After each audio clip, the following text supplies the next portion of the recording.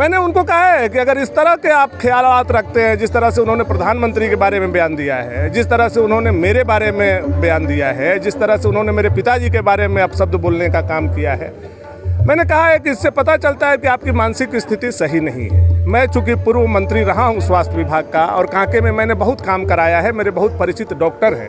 अगर आपकी मानसिक स्थिति सही नहीं है तो निश्चित तौर पर आपको कांके में भर्ती कराने के लिए आप हमसे संपर्क करें, मैं आपको करवाने का काम करूँगा। सर, मानसिक आरोग्यशाला में भर्ती कराने का उनका सुनिए, वो क्या कौन होता है ऑफर देने वाला? हम डॉक्टर हैं कि वो डॉक्टर है? अलग बात है कि वो दवाई लूट लिया है, वो तो जेल तो जाएगा ही ना। जेल 100% जाएगा, 100% जेल जाएगा, वो मैं बता रहा हूँ।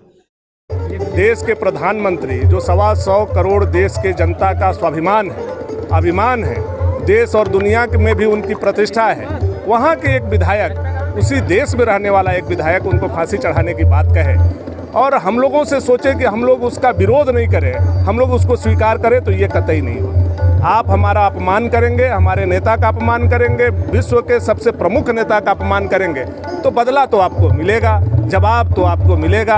हम लोगों ने अपना जुबान बंद करने के लिए हम विधायक नहीं बन के बैठे हैं। जब हमारे नेता को आप अपमानित कीजिएगा, फांसी देने जैसा बात को कहिएगा, तो पलट करके जवाब तो आपको मिलेगा।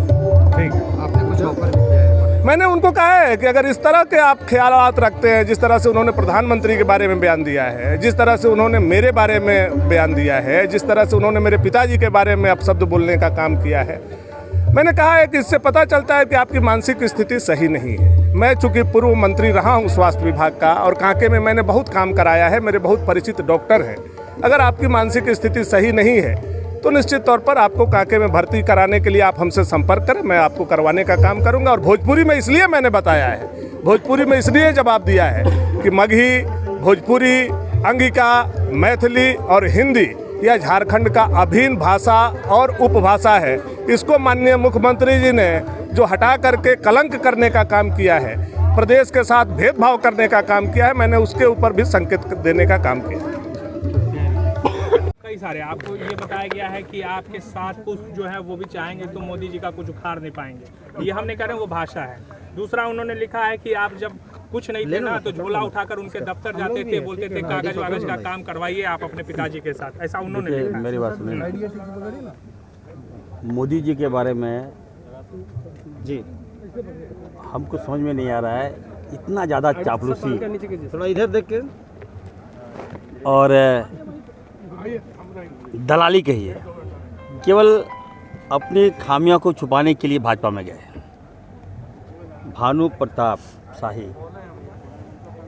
याद होगा आपको कि आज से 15 साल पहले या 8-10 साल पहले इसको मंत्री कांग्रेस पार्टी ने ही बनाया, हम लोगों ने इनको मंत्री बनाया। कौन पूछता था इसको? हम लोगों ने एक सम्मान दिया कि चलो भाई मंत्री बनो। ये व्यक्ति मंत्री बनते ही लूटना स्टार्ट कर दिया और लूटने के बाद इस पे आरोप तय हुए, जेल चला गया। उसके बाद भी हम लोगों ने इतना वफादारी निभाया, इनके पिताजी को मंत्री बनाया। मंत्री बनने के बाद आज उनके पिताजी दर के ठोकर खा रहे हैं, लेकिन जरा भी सम्मान नहीं करता ये व्यक्ति अपने पिताजी को। वो बोले हैं, अपना बाप को, जो व्यक्ति अपने पिताजी को सम्मान नहीं कर सकता है, वो भाजपा को क्या सम्मान करेगा? वो इरफान सिंह को क्या सम्मान करेगा? वो आपको ऑफर दिए हैं सर मानसिक आरोग्यशाला में भर्ती कराने का? देखिए, उनका सुनिए, वो क्या कौन होता है ऑफर देने वाला? हम डॉक्टर हैं कि वो डॉक्टर है? अलग बात है कि वो दवाई लूट लिया है, वो तो जेल तो जाएगा ही ना। जेल 100% जाएगा, 100% जेल जाएगा, वो मैं बता रहा हूँ। कितनों भी चोर कितना भी शातिर हो, एक नई दिख सिकंजे में आ जाता है, और वो इरफान शाही से लड़ गया है बेवजह। बताइए, अरे प्रधानमंत्री जी गलत करेगा मैं बोलूँगा, और तुम कौन होते हो बोलने वाले? आपने 750 किसान की जान ले ली। ये अगर उसी समय आप माफ़ी मांग लेते, ये काला कानून वापस ले लेते, तो हमारा किसान नहीं मरता। तो उसी परिप्रेक्ष्य में मैंने कहा था कि इनको फांसी देनी चाहिए।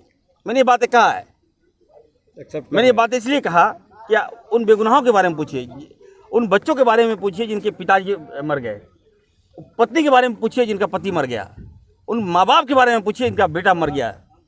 तो डर तो हमको होगा। तो मैंने कहा अब फांसी होना नहीं होना तो बात की बात है, लेकिन आप कौन होते हैं बोलने वाले? लेकिन इरफान जी बोले हैं कि आपको जुबान संभाल कर बात करनी चाहिए। अरे भाई वो बदतमीज आदमी वो है, हमको क्या सिखाएगा? आजकल मैं दोबारा विधायक बना हूं लगातार, बात की बात है, लेकिन आप कौन होते हैं बोलने वाले? लेकिन इरफान जी बोले हैं कि आपको जुबान संभाल कर बात करनी चाहिए। अरे भाई वो बदतमीज आदमी वो है, हमको क्या सिखाएगा? आजकल मैं दोबारा विधायक बना हूं लगातार, आज तक तो मुझ पर कोई आरोप नहीं लगाया, लेकिन मैं भानु जी को इतना जरूर कहूँगा, जी निकलता मुँह से, देखिए ये संस्कार है। बिल्कुल। अरे वो क्या निकालेगा, वो बाहरी आदमी है या झारखंडी थोड़े है ये। अच्छा चलिए ये तो ठीक है, झारखंडी नहीं है वो, और इसका सुनिए, इसका हिसाब मैं लूंगा, याद रखिए। अच्छा सर एक बात सुनिए, इंदिरा गांधी जी ने गो रक्षकों को गोली मरवाई, किसानों को गोली मरवाई, उनके लिए क्या कहेंगे आप?